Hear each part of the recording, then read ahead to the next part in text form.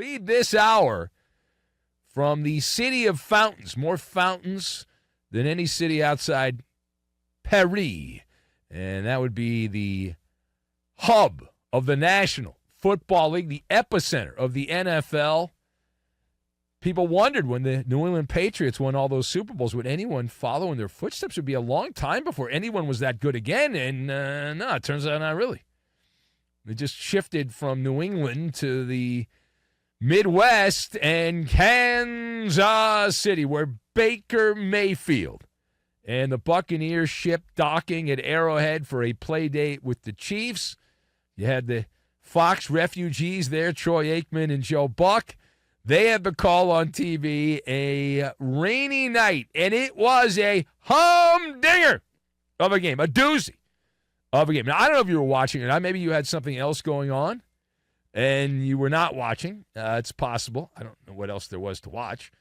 A lot of NBA, so there you go. But the way it turned out, it was worth the watch. You know, some of these games we watch and we say it's a public service, so you don't have to watch. But this was worth it.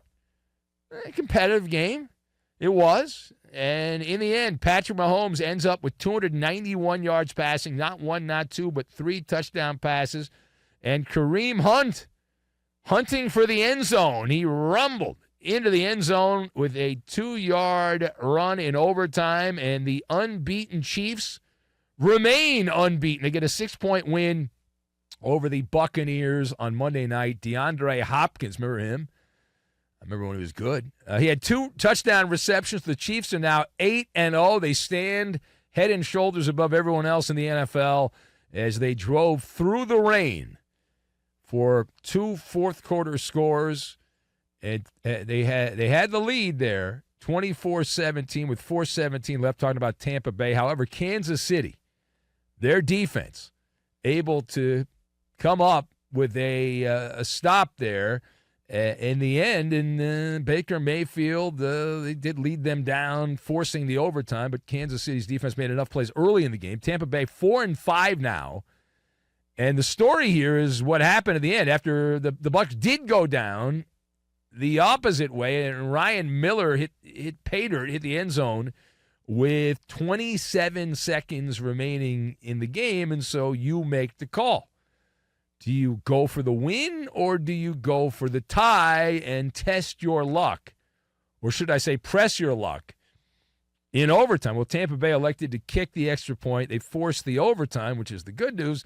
The bad news, rather than going for the 2-point conversion, they ended up losing in overtime. Baker Mayfield losing the coin toss, and that's it. See you later. But the better story is in the losing locker room, and so that is where we discuss. And the obvious question, should Coach Todd Bowles have gone for the victory for Tampa?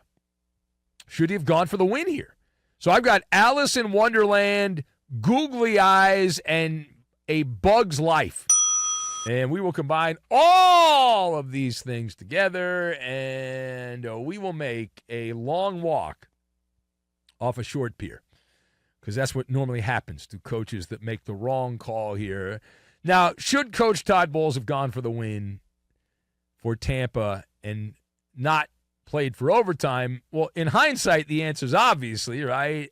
Mayfield called tails. The coin flip was heads. Mahomes and the Chiefs took the ball 5 for 5 passing for Mahomes, and then Kareem Hunt, the touchdown plunge to win the game. However, it's not just in hindsight. It's not. You might say that because I wasn't with you watching the game. But from the catbird seat, I was watching it. I was like, I was texting people. I'd go for it. I'd give it a shot. Now, I can show you the text messages if you want. I can give you screenshots of those to prove that I'm not making this up. But I often go by a case-by-case basis. It was a very weird weekend because we had not 1, not 2, not 3, but 4 games this weekend that all ended up in a similar situation. 4 times a team was down 7. They score a touchdown with less than 2 minutes left in the game. You make the call. Do you go for 2 or do you go for 1? Then the nerds say to go for 2. The nerds say go for it. Go for 2. coaches like playing for overtime. And in every one of these games, every single one of these games, the team said, you know what we're going to do? We're going to play for overtime. Every time. We're going to play for overtime. And how did that work out? All 4 kicked the point after touchdown. All 4 eventually lost. All 4 of them. Shout out to the Patriots, the Seahawks, the Dolphins. They joined the Buccaneers, or the Bucs joined them. So this becomes an Alice in Wonderland, Mad Hatter situation. You fit all of these teams for the dunce cap. All 4 should have gone for it. The one that you could argue shouldn't have gone for it is Seattle because they were at home. However, they don't have a quarterback. Geno Smith blows. Real fans know that. The real ones know that. So if you don't have a quarterback and the other team's got a better quarterback, Matthew Stafford, you probably should go for it too. But I could understand if you're Seattle kicking the extra point, saying, hey, the Rams defense is gassed, we'll win the game, blah, blah, blah. But the other ones make no sense on any level. They don't. Miami and Tampa playing better opponents, teams that had top-notch quarterbacks. You got Miami against Josh Allen and Buffalo. You got Baker Mayfield and Tampa against Mahomes and the Chiefs. And then you got New England with their puke-in-the-mouth defense. And you had Drake May, who made this ridiculous play leading into that, and you didn't go for it. Bad job by Gerard Mayo. Now, page 2. What do you make of Baker Mayfield's performance here in a loss as Tampa goes down? He had the late drive and put up a decent performance against what has been one of the better defenses in the NFL in Kansas City. So for me, it was like an NHL mascot, a 7-foot-tall orange creature with googly eyes who happens to wear Flyers gear. It was the Gritty. It was. Now, unfortunately, there are no moral victories in the NFL. That said, this was a premium grade loss.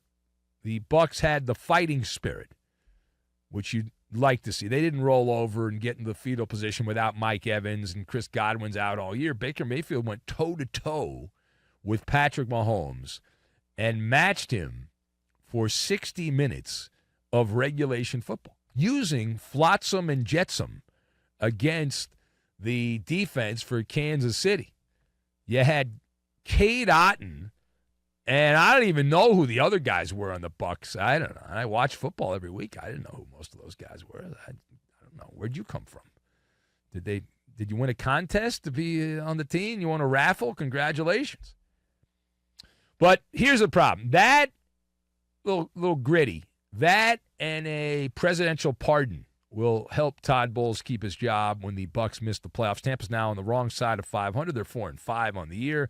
The Falcons have separation in the NFC South. Now, final point, we go to the winning locker room, Kansas City, as the Chiefs get her done, and yet again get her done in a game where they were trailing in the second half, and yet again they come out and they win the game, making some more plays. So the obvious question, when you're the only one in this category, the only one at 8-0 on the season, the question must be asked.